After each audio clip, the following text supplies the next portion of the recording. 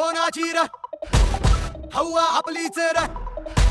नगरसेवक होऊन तर गटारी रस्ते करून काहीतरी ते तर भरपूर प्रत्येक जण करतो. इच्छुकांना अखेर दुसऱ्या पक्षात जावं लागलं. धुळ्याचं चित्र काही वेगळं नाही. भाजप जाण्याची वेळ काय आली? विरोध करून काम होत नसतं, विकास होत नसतो. तर यंदा हवा ही भारतीय जनता पार्टीचीच आहे. त्यामुळे आम्हाला या पक्षात आल्यानंतर काही असा वेगळा काही फरक वाटला नाही. प्रत्येक एक लोटगाडी लोटणारा असो, भाजीपाला विकणारा असो का रिक्षा चालवणारा असो, प्रत्येकाला वाटतं की आपला मुलगा इंग्लिश मीडियमला जायला पाहिजे. तर शिक्षणावर सर्वात पहिले आम्ही काम करणार. 156 कोटीच्या पाणी योजनेमध्ये रस्ते खोदले गेले, त्याच्यानंतर भुयार गटारीमध्ये खोदले गेले. परिस्थिती खूप बिकट झाली होती देवपूरमध्ये मध्यंतरी. सर्वात जास्त गुंड हे राष्ट्रवादी काँग्रेस अजित पवार गटामध्ये आहे. निवडणुकीत उभे राहतात. आता आमच्याही प्रभागात उभे राहतात. वादा वाजला का भगत तुम्हाला लागतो ना. 5 वर्ष कधीच त्यांना काही पडली नाही. लोकांच्या समस्या ऐकणार नाही, त्यांचं निवेदन नाही, त्यांचं आंदोलन नाही आणि जनतेला वेठीस धरण्याचं काम करतात. कोणाची र हवा आपलीच र. अनेक वर्षांच्या प्रतीक्षेनंतर अखेर महानगरपालिकेचा बिगुल वाजला. आता आपण सध्या आहोत धुळे महानगरपालिकेत प्रभाग क्रमांक 1 मध्ये. आपल्यासोबत भारतीय जनता पक्षाचे अधिकृत उमेदवार ललित गंगाधर माळी, एक युवा नेतृत्व आहे. त्यांना पक्षाने उमेदवारी दिलेली आहे आणि मतदार राजाकडे आज ते मतरूपी आशीर्वाद घेण्यासाठी त्यांचा प्रचार कार्य सुरू आहे. काय विजन ठेवून या निवडणुकीत ते सामोरे जात आहेत, आपण थेट त्यांच्याशी चर्चा करणार आहोत. ललितजी, सर्वप्रथम तुमचं मनापासून अभिनंदन आणि आमच्या या कार्यक्रमामध्ये आपलं स्वागत. जनतेसमोर आपण मतदान मागण्यासाठी जात आहे. काय विजन डोक्यात आहे, काय आपल्या प्रभागासाठी विकास आपण आखलेला आहे आणि कशी सुरुवात आपली असणार? खर तर महानगरपालिका निवडणूक म्हटलं म्हणजे गटर वॉटर मीटरची ही निवडणूक असते. पण आपण जेव्हा नाशिक, पुणे, मुंबई ह्या ठिकाणी जातो तर तिथले बगीचे, तिथले रस्ते, तिथलं सगळं जे काही नियोजन असतं, त्यांच्या घंटागाडीचं नियोजन, तिथल्या स्वच्छताचं नियोजन, तिथं झालेलं सगळं वृक्षारोपण, हे आपल्याला डोळ्याला अशी भुरळ पडते त्या ठिकाणी. आणि कधी आपलं असं शहर होईल असं मनाला एक नेहमी खंत वाटते. तर नगरसेवक होऊन फक्त गटारी रस्ते करून काहीतरी ते तर भरपूर प्रत्येक जण करतो. प्रत्येक जण सांगतो की मी नगरसेवक असताना इतक्या कोटीचे कामं केले, असं केलं, तसं केलं. तर आमचं विजन असं आहे की आपण एक सुंदर हरित स्वच्छ प्रभाग कसा बनवू शकू, हा विजन घेऊन आम्ही निवडणुकीकडे निघालो. नक्कीच ललितजी, जर विचार केला काही दिवसांच्या ज्या घडामोडी घडल्या संपूर्ण महाराष्ट्रामध्ये, आयारामांना संधी देण्यात आली, बंड पुकारला गेला, इच्छुकांना अखेर दुसऱ्या पक्षात जावं लागलं. धुळ्याचं चित्र काही वेगळं नाही. खरं तर निष्ठावंतांवरती अन्याय असं भारतीय जनता पक्षाचं संपूर्ण महाराष्ट्रातलं वातावरण होतं. आपण पूर्वाश्रमीचे शिवसेनेचे एक युवा नेतृत्व म्हणून संपूर्ण धुळे शहराला आपला परिचय आहे. बरोबर. भाजप जाण्याची वेळ काय आली? खर तर आमचे वडील नानासाहेब गंगाधर लोटन माळी हे 10 वर्ष शिवसेनेचे नगरसेवक होते मागच्या टर्मला. ते विरोधी पक्षात असून आपल्याला जनतेचा न्याय हक्क त्या ठिकाणी सोडवणूक करण्यामध्ये भरपूर अडचणी येतात. सत्ता ही भारतीय जनता पार्टीचीच महानगरपालिकेत येणार आहे आणि आपण विरोधी पक्षात राहून त्या जनतेला आपण न्याय हक्क देऊ शकत नाही. हे आम्ही 10 वर्ष अनुभवलं. त्या ठिकाणी आपण फक्त विरोध करू शकतो, पण विरोध करून काम होत नसतं, विकास होत नसतो. आपल्याला प्रवाहासोबत राहून विकास करण्यासाठी आपल्याला योग्य तो पक्ष निवडावा लागला. आणि आजच्या जसं तुमचा कार्यक्रमाचं नाव यंदा हवा कोणाची, तर यंदा हवा ही भारतीय जनता पार्टीचीच आहे. हे बघून आम्ही आदरणीय कुणाल बाबा, आमचे कुणाल बाबा यांच्यासोबत आम्ही 6 महिन्यापूर्वी भारतीय जनता पार्टीमध्ये प्रवेश केला. अनुप भैया अग्रवाल, पालकमंत्री आमचे जयकुमार रावल साहेब, तसेच धर्मयोद्धा अनुप अग्रवाल आणि धुळे शहराचे जिल्हाध्यक्ष गजेंद्र शेठ अंपळकर यांच्या नेतृत्वात आम्ही या ठिकाणी प्रवेश केला. एखाद्या पक्षात नवीन जेव्हा आपला ऍडमिशन होतं, काय बदल असतो आधीच्या पक्षाचा, आधीच्या नेते मंडळीचा आणि नव्याने आपण ज्या वेळेस ऍडमिशन घेतलेलं असतं, ती परिस्थिती कशी असते? असं काही वाटलं नाही. आमचा पहिला जो बाळासाहेब ठाकरेंची जी काही शिवसेना होती, ती पूर्ण हिंदुत्ववादी होती आणि आज भारतीय जनता पार्टी सुद्धा पूर्ण हिंदुत्ववादी आहे. तर आम्हाला तसा काही फरक वाटला नाही. आम्ही हिंदुत्ववादी विचारांचे जे काही लोक आहोत, त्यामुळे आम्हाला या पक्षात आल्यानंतर काही असा वेगळा काही फरक वाटला नाही. खरं तर आपण आता आपल्या प्रभागाच्या समस्यांवरती आणि विकासावरती बोलूया. आपण एक युवा नेतृत्व आहे. मोठ्या प्रमाणात आपल्या प्रभागात विद्यार्थी वर्ग मोठ्या प्रमाणात आहे. महिला असतील, तरुणी असतील, कॉलेज कॅम्पस जवळपास एरियात आहे. वावर जास्त आहे आपल्या प्रभागामध्ये. एक तरुणांना एक काहीतरी भविष्यात त्यांच्या शैक्षणिक असेल किंवा इतर सुविधांसाठी असेल, नागरी सुविधांसाठी काय वेगळा ड्रीम प्रोजेक्ट डोक्यात चाललाय? तसं बघायला गेलं तर आपण विद्यार्थ्यांपासूनच बघू, की धुळे महानगरपालिकेच्या ज्या काही 46 महानगरपालिकेच्या ज्या शाळा होत्या, त्यापैकी 17 चालू आहे आणि ते 16 तर उर्दू आहे आणि एकच मराठी शाळा चालू आहे. अनेक त्या ठिकाणी आपण नवीन ज्या बंद पडलेल्या शाळा आहेत त्या चालू करू शकतो. प्रत्येक एक लोटगाडी लोटणारा असो, भाजीपाला विकणारा असो का रिक्षा चालवणारा असो, प्रत्येकाला वाटतं की आपला मुलगा इंग्लिश मीडियमला जायला पाहिजे. तर शिक्षणावर सर्वात पहिले आम्ही काम करणार आहे आणि धर्मयोद्धा आदरणीय आमदार अनुप भैया अग्रवाल यांच्या नेतृत्वात मागील 1 वर्षामध्ये जो काही ट्रिमेंडस बदल झालेला आहे शहरामध्ये, जो विकासाकडे आपलं शहर जात आहे, त्याच्याबरोबरच आरोग्य आणि शिक्षण हे सुद्धा महत्वाचं आहे आणि याच्यासाठीच आम्ही महानगरपालिकेमध्ये सगळं प्रयत्न करणार आहोत आणि तरुणांसाठी विशेषतः तरुणांच्या ज्या काही छंद आहेत, जसं काही ते क्रीडा क्षेत्रात असतील किंवा अदर कोणत्या क्षेत्रात असतील, त्यांच्या याच्यासाठी आम्ही जसं आमच्या क्रीडा स्पर्धा असतात. आता आम्ही हिवाळ्यामध्ये तरुणांसाठी सायकल स्पर्धा घेतो. स्पर्धा परीक्षांसाठी भरतीपूर्वीच्या स्पर्धा परीक्षा त्यांचा सराव घेतो. त्याच्यानंतर जे 10वी-12वी मध्ये चांगल्या मार्कांनी निवडून येतात त्यांना मार्गदर्शन शिबिर घेतो. वेगवेगळे वक्ते बोलवून आम्ही त्या ठिकाणी त्यांचा मान सन्मान करून त्यांना योग्य कसं मार्गदर्शन असेल हे त्या ठिकाणी करत असतो. तर अजून याच्यामध्ये आपण काय इम्प्रूव्हमेंट करू शकतो हे अजून आम्ही चर्चा भैयांशी करून खरं तर आपण एक सुजाण नागरिक देखील आहात. एक पदवीधर आपण उमेदवार आहात. आपण ज्या नेत्यांची आता उल्लेख केला, आपले विद्यमान आमदार असतील अनुप अग्रवाल. अनुप अग्रवाल ज्यावेळेस महानगरपालिकेची मागील निवडणूक होती, पालकमंत्री गिरीश महाजन होते. 50+ नारा दिला होता. संपूर्ण धुळेकरांनी त्यांच्या प्रतिसाद अतिशय योग्य पद्धतीने दिला. 50+ आपले नगरसेवक निवडून आले. बरोबर. 5 वर्षाची कमिटमेंट होती. 5 वर्षामध्ये अनेक घडामोडी घडल्या. 2.5 वर्ष त्यांना खरं तर काम करायला मिळालं. अनेक प्रकल्प अजूनही कार्यान्वित आहे, काही अपूर्ण आहे. अशा याच्यानंतर आता पुन्हा आपण जनतेच्या समोर जात आहोत. आपल्या महानगरपालिकेवरती भ्रष्टाचाराचे आरोप होतात. टक्केवारीचं राजकारण होतं आणि 99% आपले विरोधक म्हणतात की जे महानगरपालिकेतले लोकप्रतिनिधी त्यांचा एक बॅकग्राऊंड आहे ते म्हणजे ठेकेदार. याच्यात परिस्थिती सत्य आहे. कसं आहे, जो मागचा अजेंडा होता की रोज पाणी मिळणार, तर ते 1 दिवसाआड किंवा 2 दिवसाआड पाणी मिळणं चालू झालं. त्यासाठी भैयांनी जे काही अक्कलपाडा योजनेतून 136 कोटी खर्च करून जी काही पाईपलाईन आणली, त्यामध्ये आपल्या पाण्याचा प्रश्न बऱ्यापैकी संपला. सर्वात महत्वाचं म्हणजे दर महिन्याला 1,41,00,000 रुपये बिल तापी योजनेच्या पाणी पुरवठ्यामुळे येत होतं आणि तो भुर्दंड आपल्या सर्वांच्या खिशामधून जात होता. तर ग्रॅव्हिटीने पाणी अक्कलपाड्याहून येतं आणि हा जो खर्च आहे हा निम्म्यापेक्षा कमी झाला आता.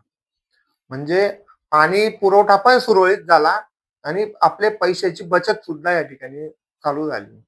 दुसरं एक होतं की रस्त्यांच्या ज्या काही डीपी रस्त्यांसाठी गिरीश महाजन साहेबांनी तत्कालीन पालकमंत्र्यांनी जे 100 कोटी रुपये दिले होते, त्यामधून अनेक चांगल्या रस्त्यांचं त्या ठिकाणी काम सुरू झालं. भुयार गटारींचा जो काही प्रोजेक्ट आहे 136 कोटीचा पहिले देवपुरात चालू झाला होता. 154 कोटी सॉरी. त्या 154 कोटीच्या भुयार गटारींचं काम पूर्ण झालेलं आहे. 2 ऑक्सिडेशन प्लांट, आता 837 कोटीचा नवीन भुयार गटारीचं काम वलवाडी किंवा हद्दवाड भागामध्ये आणि पेड भागामध्ये आता नवीन सुरू झालेलं आहे. त्याच्या पूर्वीचा 154 कोटीमध्ये 200 किलोमीटरच्या वर रस्ते खोदले गेले होते. त्यामुळे रस्त्यांच्या खूप ओरड झालाय.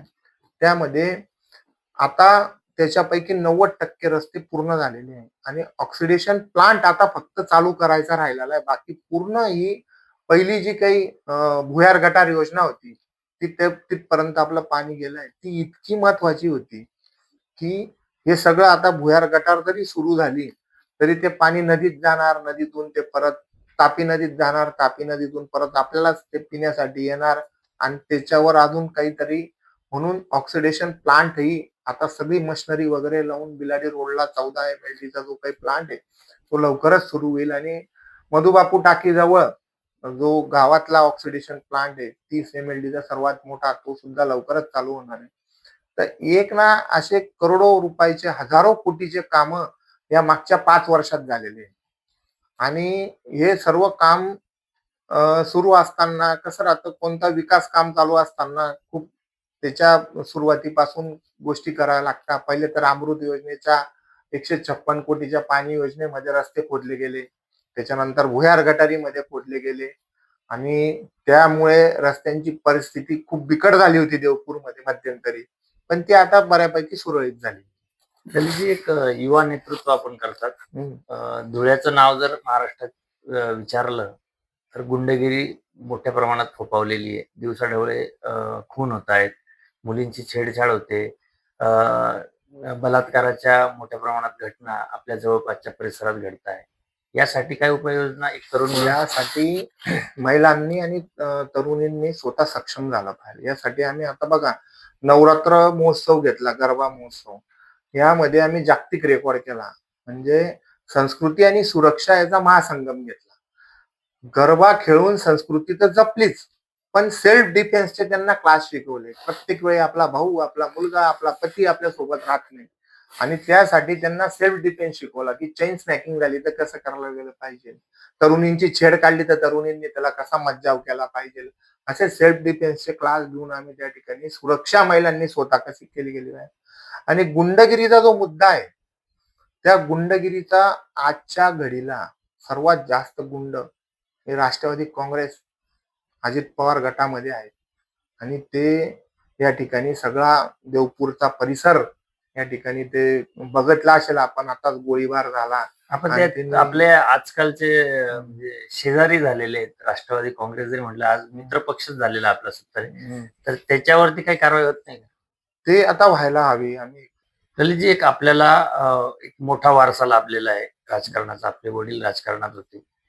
एकंदरीत इतक्या वर्षांचा त्यांचा राजकीय प्रवास, त्याच्यातनं आपण घेतलेले धडे काय एकंदरीत वाटतं, वडिलांकडनं काय आपल्याला शिकायला मिळालं आणि ते शिकायला जे मिळालं ते समाजासाठी कसं उपयोगी करा? आमचे आजोबा धुळे शहराचे नगराध्यक्ष होते. 1961 पासून आमचं नेतृत्व म्हणून महानगरपालिकेत आजोबा 6 वेळा नगरसेवक झाले. जुनं धुळ्या परिसरामधून नगराध्यक्ष झाले, बांधकाम सभापती, स्थायी सर्व सभापती त्यांनी त्या ठिकाणी भोगले. त्याच्यानंतर वडील 3 वेळा नगरसेवक झाले, विरोधी पक्ष नेता झाले. हे सर्व करत असताना त्यांनी एकच की जो आलेला व्यक्ती आहे त्याचं काम आपण पूर्ण ताकदीने करायचं आणि त्याला न्याय मिळवून देण्यासाठी प्रयत्न करायचे. प्रत्येकाची एक पॉलिसी वेगवेगळी राहते. काही नेत्यांना, पुढाऱ्यांना चक्रा मारायला आवडतं, या आमच्याकडे आम्ही करून देऊ. आमचं एक फोन कॉलवर आम्ही तत्काळ त्या ठिकाणी हजर होतो प्रभागामध्ये, पद असो वा नसो. आता मागच्या 7 वर्षापासून पद नव्हतं तरी आम्ही काम करत होतो.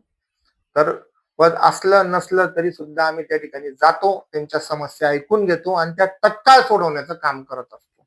आपणच आपलं सांगितलं की आता स्वराज्य खानदेश या वृत्तपत्रामध्ये आपण बघितलं असेल, मागच्या 7 वर्षात तुम्ही जवळपास 100च्या वर हेडलाईन आपल्या लावल्या असतील की आम्ही त्या नाले सफाईचं काम असेल किंवा रस्त्यांचं त्या ठिकाणी काही तक्रारी असतील, त्या ठिकाणी साठी माणसं आले नसतील, फवारणीसाठी माणसं आले नसतील, तारांमध्ये झाडं अटकलेले तर झाडाच्या फांद्या तोडण्यासाठी असतील, गटार काढण्यासाठी माणसं आले नसतील, असे भरपूर नगरसेवकाचे कामं असतात की ते नागरिकांना छोटे छोटे कामं राहतात की आमचं रेशन कार्ड काढून द्या, आमचं आधार कार्ड अपडेट करून द्या, आम्हाला आयुष्यमान भारत कार्डाचा तुम्ही शिबिर घ्या. कोरोनामध्ये बरेचसे असे समस्या होत्या. आम्ही तत्काळ हजर राहून त्या ठिकाणी काम करतात. आपण पदावर नसताना देखील नागरिकांसाठी एका नगरसेवकाची भूमिका काय आहे ते काम आपण करत आलेलो आहात. आपले काही सहकारी जे आता इच्छुक काही प्रभागांमध्ये उभे असतील, ज्या पद्धतीने आपण 7 वर्षाचा आपला प्रवास आहे, आपण नगरसेवक पदावर नसतानाही कामकाज सुरू केलेलं होतं. इतर मंडळींनी जरी केलं असतं तर जनतेसमोर जायला त्यांनाही अवघडलं नसतं आणि कदाचित त्यांचा विजय पक्काही असता. धुळे शहरात असे काही नवनियुक्त जे काही उमेदवार दिलेले ते कदाचित प्रभागाने बघितलेले नसतील.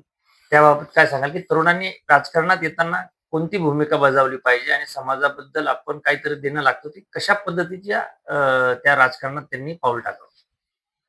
मी तर प्रत्येकाला एकच सांगेल की आपण पहिले काम केलं पाहिजे.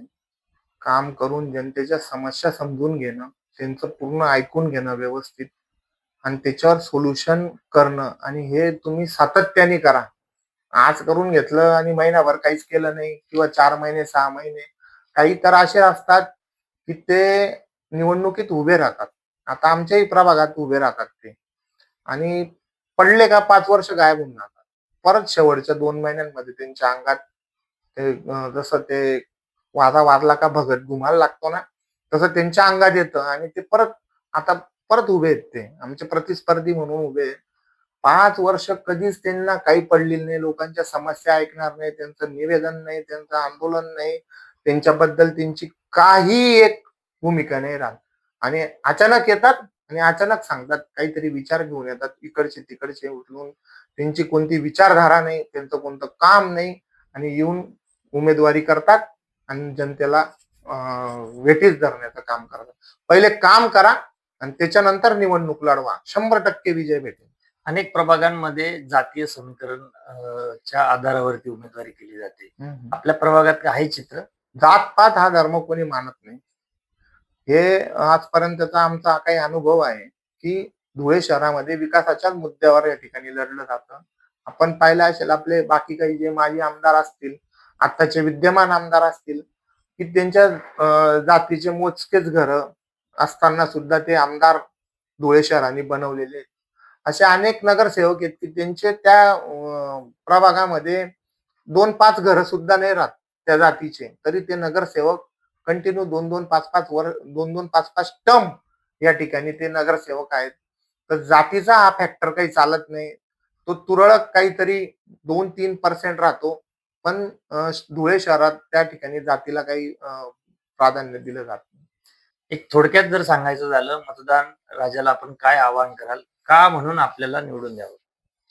माझं जे काम आहे तीच माझी जबाबदारी म्हणून असं म्हणूनच मी या ठिकाणी मागच्या 17 वर्षापासून प्रभागासाठी काम करत आहे. मला एकदा तुम्ही संधी द्या, जेणेकरून आपला प्रभागाचा जो आवाज आहे तो महानगरपालिकेमध्ये आपल्या प्रभागाच्या आवाजाला त्या ठिकाणी मिळेल आणि जे काही आपल्या समस्या असतील, घंटागाडीची असेल, स्वच्छताची असेल, रस्त्यांची असेल, नवीन नवीन जे काय आपल्याला आता सर्वात महत्वाचा आमच्या प्रभागामधला जो काही महत्वाची जी समस्या आहे ही नगावबारीचं जे पाणी आहे ते पावसाळ्यात एकाच ठिकाणी थांबतं आणि ते पाणी आपल्या सुशी नाल्यापर्यंत जात नाही. एक असा बस्सी सारखा एक खोलगट भाग असल्यामुळे ते पाणी पुढे सरकत नाही. त्यासाठी आमदार महोदयांनी 500 कोटीचा प्रोजेक्ट या ठिकाणी मुख्यमंत्री साहेबांकडनं पूर्ण केलेला आहे. 42 कोटीचा मॉल आपल्या प्रभागामध्ये आमदार साहेबांनी चालू केलेला आहे. सरस्वती आणि सुलोचना गार्डन जीपीटी स्टॉपला अतिशय सुंदर पद्धतीने काम सुरू आहे. सर्वात जास्त रस्त्यांचे कामं प्रभाग क्रमांक 1 मध्ये आता डीपी रस्त्यांचे, प्रमुख रस्त्यांचे कामं चालू आहे. तसेच इतरही अनेक कामं लाईट आतापर्यंत जवळजवळ 150च्या वर हायमॅक्स प्रभाग 1 मध्ये मागच्या 3 महिन्यात लावले गेले आहेत. जवळजवळ 200 ते 250 पोल मागच्या प्रभागात मागच्या 2-2.5 महिन्यात लावले गेले. अशा कामांचा विकासाचा जो वेग आहे हा आदरणीय अनुप भैया अग्रवाल यांच्या माध्यमातून आपल्या प्रभाग 1 ला चालू आहे आणि एक नगरसेवक तर आपला बिनविरोध झालाच आहे. पण उरलेले 3 म्हणजे प्रभाग क्रमांक 1 ब मधून सौ योगिता संजय कुटे, प्रभाग क्रमांक 1 क मधून मी स्वतः ललित गंगाधर माळी आणि प्रभाग क्रमांक 1 ड मधून सुभाष सुखलाल जगताप या तिघही उमेदवारांना भरघोस मतांनी आपण निवडून द्या. निश्चित पुढील 5 वर्ष आम्ही तुमच्या सेवेसाठी कटिबद्ध राहू. नक्कीच ललितजी, आपल्याशी चर्चा करून एकंदरीत आपल्या व्हिजन, आपलं केलेले काम याची माहिती नक्कीच आमच्या दर्शकांना आणि आपल्या मतदारापर्यंतही पोहोचेल. शेवटचा होता प्रश्न जो आपण सुरुवात ज्याच्यापासून केली, खरोखर यंदा हवा कुणाची? भारतीय जनता पक्षाची. नक्कीच हे होते ललित गंगाधर माळी, जे प्रभाग क्रमांक 1 मधून उमेदवारी करतायत. त्यांनी त्यांचं विजनरी जे आहे ते आपल्या समोर मांडलेलं आहे. इतर सहकाऱ्यांसोबत ते प्रभागाचा विकास करतील असंही आश्वासन दिलेलं आहे. येणाऱ्या 16 तारखेला निकाल आहे, 15 तारखेला मतदान आहे आणि त्यानंतर समजणार आहे की यंदा हवा कुणाची. हवा कोणाची र हवा आपलीच र. नगरसेवक उंच गटारी रस्ते करून काहीतरी ते तर भरपूर प्रत्येक जण करतो. इच्छुकांना अखेर दुसऱ्या पक्षात जावं लागलं. धुळ्याचं चित्र काही वेगळं नाही. भाजप जाण्याची वेळ काय? विरोध करून काम होत नसतं, विकास होत नसतो. तर यंदा हवा ही भारतीय जनता पार्टीचीच आहे. त्यामुळे आम्हाला या पक्षात आल्यानंतर काही असा वेगळा काही फरक वाटला नाही. प्रत्येक एक लोटगाडी लोटणारा असो, भाजीपाला विकणारा असो का रिक्षा चालवणारा असो, प्रत्येकाला वाटतं की आपला मुलगा इंग्लिश मीडियमला जायला पाहिजे. तर शिक्षणावर सर्वात पहिले आम्ही काम करणार. 156 कोटीच्या पाणी योजनेमध्ये रस्ते फोडले गेले, त्याच्यानंतर भुयार गटारीमध्ये फोडले गेले. परिस्थिती खूप बिकट झाली होती देवपूर मध्यंतरी. सर्वात जास्त गुंड हे राष्ट्रवादी काँग्रेस अजित पवार गटामध्ये आहे. निवडणुकीत उभे राहतात. आता आमच्याही प्रभागात उभे राहतात. वादा वाजला का भगत तुम्हाला लागतो ना. 5 वर्ष कधीच त्यांना काही पडली नाही. लोकांच्या समस्या ऐकणार नाही, त्यांचं निवेदन नाही, त्यांचं आंदोलन नाही आणि जनतेला वेठीस धरण्याचं काम करतात. हवा कोणाची र हवा आपलीच र.